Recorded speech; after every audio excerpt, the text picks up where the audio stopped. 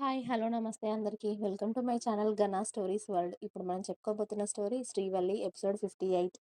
ఇక నుండి దాని ఆట ఇంకోలా ఆడిస్తాను నేను అని రాక్షసంగా నవ్వింది ఇంద్రాణి. ఇక రిసెప్షన్ రోజు రానే వచ్చింది. మళ్ళీ ధీరజ్ వాళ్ళ ఇల్లు అందంగా తయారయ్యింది. అరవింద్ గారి ఇంటికి స్వయంగా సుభద్ర, అనిల్ గారు వెళ్ళి విరాజ్ రిసెప్షన్ గురించి చెప్పి ఫంక్షన్‌కి రావాలి అని పిలిచి వచ్చారు. ఇక ఆ రోజు ఉదయం నుండి పనులన్నీ మొదలయ్యాయి. సాయంత్రం అవుతూ ఉంటే ఒక్కొక్కరుగా రెడీ అయ్యారు. భవ్య కోసం బ్యూటీషియన్స్ వచ్చి ఆమెని రెడీ చేయడం మొదలుపెట్టారు.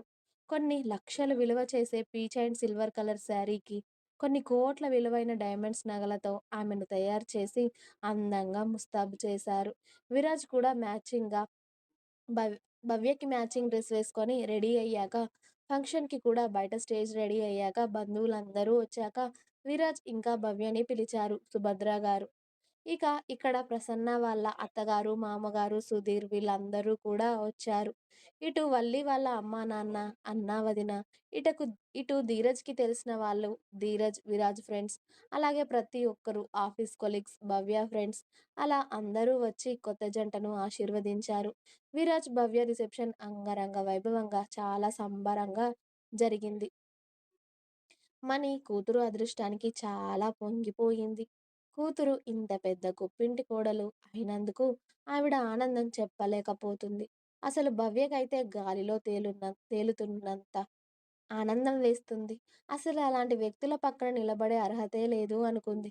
కానీ ఇప్పుడు అంత పెద్ద గొప్పింటి కోడలు అయ్యేసరికి ఆమె ఆనందం అంతా ఇంతా కాదు.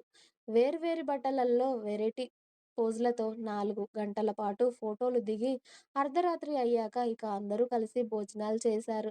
ఫంక్షన్‌కి వచ్చిన గెస్టులందరికీ రిచ్‌గా వాళ్ళ తాహతుకు తగ్గట్టు రిటర్న్ గిఫ్టులు ఇచ్చి పంపించారు. అందరూ కూడా విరాజ్, భవ్యతో కలిసి ఫోటోలు దిగి ఫ్యామిలీ ఫోటోస్ దిగి ఇక అప్పుడు విరాజ్, భవ్యని ఇంట్లోకి తీసుకొచ్చి వాళ్ళిద్దరికీ దిష్టి తీసి అదే రోజు వాళ్ళ కార్యానికి ముహూర్తం పెట్టేశారు. వీళ్ళు గదిలోకి వెళ్ళేసరికి వాళ్ళ గది అందంగా మల్లెలు, గులాబీలతో డెకరేషన్. అది చూడగానే భవ్యకి సిగ్గు ముంచుకు వస్తే, విరాజ్ భవ్య సిగ్గుని చూసి చాలా హ్యాపీగా అనిపించి, భవ్యని దగ్గరికి తీసుకొని నచ్చిందా అని అడిగాడు. హా!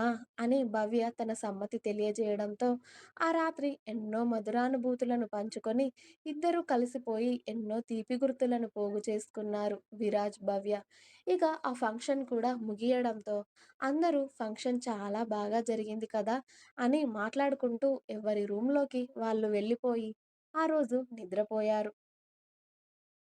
ఉదయం ఎవరి పనుల్లోకి వాళ్ళు రెడీ అవుతూ ఉండగా, కొత్త పెళ్లి కొడుకు మాత్రం 10 రోజులు ఇంట్లోనే ఉండాలి అని సుభద్ర గారు చెప్పడంతో విరాజ్, భవ్య ఇంకా ఆ రోజు ఉదయం నిద్ర లేవలేదు. వాళ్ళిద్దరిని ఎవరూ డిస్టర్బ్ చేయలేదు. ఇక అందరూ ఎవరి పనులకు వాళ్ళు వెళ్ళిపోయాక తీరిగ్గా భవ్య 11 గంటలకు లేచి రెడీ అయి బయటకి వచ్చి, సారీ అత్తయ్య, ఉదయం మెలుకువ రాలేదు అని చెప్పింది సుభద్ర గారి దగ్గరికి వచ్చి. అయ్యో పిచ్చి పిల్ల, మీకు పెళ్ళయ్యి 2 రోజులే అయ్యింది. నేను ఆ మాత్రం అర్థం చేసుకోలేనా? ఏం కాదులే, వాడిని కూడా నిద్రలేపు తల్లి, ఇద్దరు టిఫిన్ చేద్దురు గాని అన్నారు సుభద్ర గారు. అలాగే అత్తయ్య అని భవ్య వెళ్ళి విరాజ్ని కూడా లేపి ఫ్రెష్ అవ్వమని చెప్పడంతో వాళ్ళ రూమ్‌ని క్లీన్ చేయడానికి మెయిడ్ వచ్చి, ఆ రూమ్ అంతా క్లీన్ చేసి వెళ్ళిపోయారు. ఇక భవ్య, విరాజ్ బయటకి రావడంతో వల్లి మరిదికి, తోటికోడలికి దగ్గర ఉండి వడ్డించి, భవ్యతో మాట్లాడడం మొదలుపెట్టింది. అదంతా కూడా ఇంద్రాణి సోఫాలో కూర్చొని చూస్తూ, ఏంటే, దాన్ని కూడా నీ బుట్టలో వేసుకుందామని అనుకుంటున్నావా? అస్సలు కుదరని పనే. ఈ ఇంట్లో ప్రతి ఒక్కరి చేత నిన్ను ఛీ అనిపించకపోతే నేను ఇంద్రాణినే అవ్వనే. నాతోనే ఛాలెంజ్ చేశావు కదా!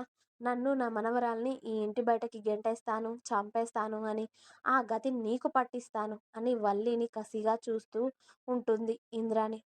ఇంద్రాణి చూపులు గమనించిన వల్లి, నీతో ఏదీ అవ్వదు అన్నట్టు ఒక లుక్ ఇచ్చి, వాళ్ళిద్దరికీ కడుపు నిండా టిఫిన్ పెట్టి, నేను మీ అన్నయ్యకి టిఫిన్ తీసుకెళ్ళాలి, మీరిద్దరూ రెస్ట్ తీసుకోండి అని చెప్పి సుభద్ర గారికి చెప్పి, అత్తయ్య, నేను ఆయన దగ్గరికి వెళ్తున్నాను టిఫిన్ తీసుకొని అని కార్‌లో ధీరజ్ దగ్గరికి బయలుదేరింది వల్లి.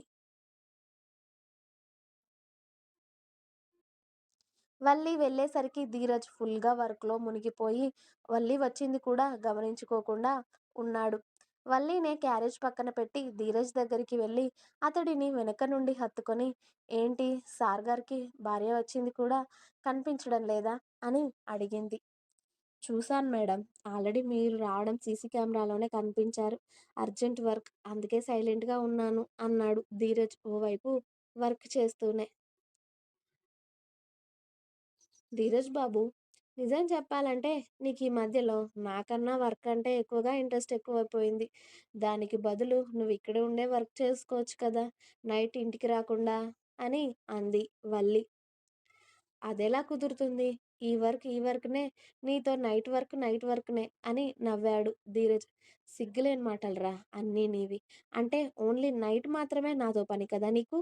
అని అంది వల్లి. నైట్ అయినా నేను అలా ఎక్కడ అన్నానే? నైట్ అయినా, పగలైనా నీతో పనే. ఈ వర్క్‌నే అంతే అన్నాడు ధీరజ్. సరే నీతో మాట్లాడి నేను వేగలేను గానీ, తమరి వర్క్ అయిపోతే భోజనం తిందాం.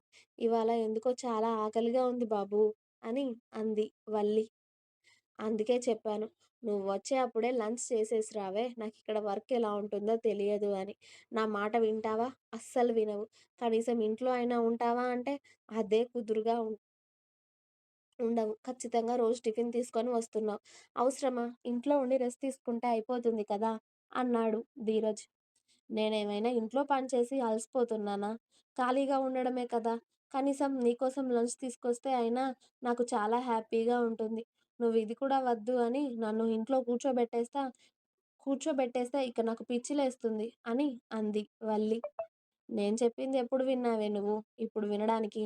అని ధీరజ్ వర్క్ పక్కన పెట్టి హ్యాండ్ వాష్ చేసుకొని వచ్చి, అతడే లంచ్ ప్లేట్‌లో సర్వ్ చేసి, వల్లిని చైర్‌లో కూర్చోబెట్టి తినిపిస్తూ ఉన్నాడు. ఆమెకి లంచ్ తినిపిస్తూ, "నువ్వేదో రోజు నా కోసం టిఫిన్ తీసుకొస్తున్నట్టుగా లేదే. నాతో తినిపించుకోవడం కోసం నువ్వు ఆఫీస్‌కి వస్తూ ఉన్నట్టుంది తెలుసా?" అన్నాడు ధీరజ్.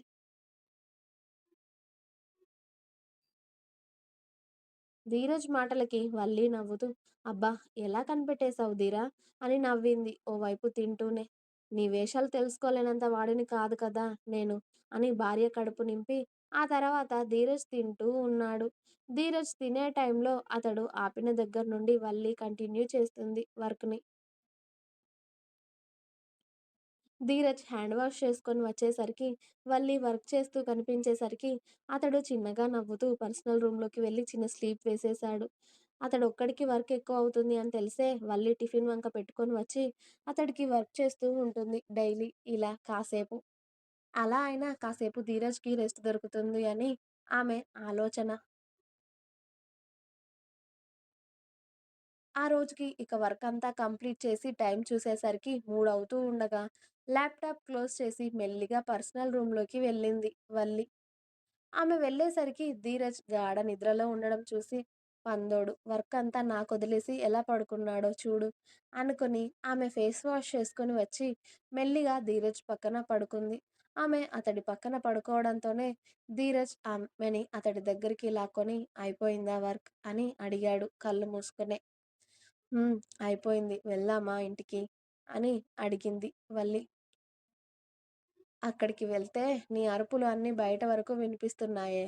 అదే ఇక్కడైతే నా రూమ్ దాటవు కాబట్టి" అన్నాడు ధీరజ్ వల్లిని ఓ రకంగా చూస్తూ. "హా! కాబట్టి" అంది వల్లి ధీరజ్‌ని అనుమానంగా చూస్తూ. ఆమె అనుమానంగా చూస్తూ ఉండగానే ఆ రూమ్‌లో లైట్స్ ఆఫ్ అవ్వడం, వాళ్ళ వలువలు వేరవ్వడం, ధీరజ్, వల్లి ఒకటవ్వడం జరిగిపోయాయి. ఇంకా ఉంది. మీకు నా స్టోరీస్ నచ్చినట్టయితే ప్లీజ్ లైక్ చేయండి, షేర్ చేయండి. అలాగే ఛానల్‌ని తప్పకుండా కొత్త వాళ్ళందరూ సబ్స్క్రైబ్ చేయండి. Please subscribe my channel 'Ghana stories world'. Thanks for watching my video. By by. Please like, share and subscribe.